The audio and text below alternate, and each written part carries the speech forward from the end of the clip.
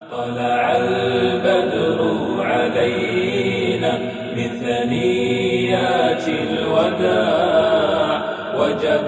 الشكر علينا ما دعا لله الحمد لله والصلاة والسلام على رسول الله اما بعد. از حضرت ابو هریره رضی الله عنه روایت است که پیامبر خدا صلی الله علیه و سلم فرمودند: اگر کسی مردم را به سوی هدایت یعنی کار خیر و سنت دعوت کند، به اندازه پاداش کسانی که از او پیروی می نمایند اجر و ثواب می رسد، بدون اینکه از اجر و ثواب آنان چیزی کم شود. همچنین اگر کسی مردم را به سوی گمراهی فراخواند،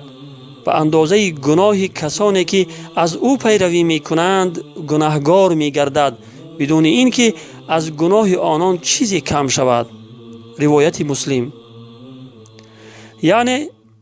در هر یک کار خیری که دعوت می کند و آن را پهن کرده در بین مردم عادت می کناند، تا روز قیامت به مثل اجر و ثواب کسانی که به آن عمل می کنند به او نیز اجر و ثواب می رسد.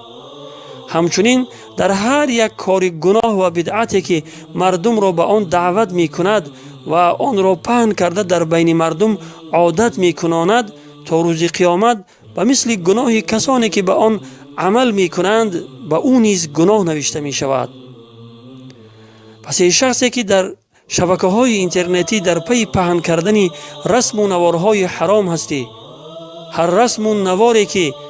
خداوند از آن راضی نیست آن را پهن میکنی، تا روز قیامت کسانی که آن را تماشا میکنند گناهگار میشوند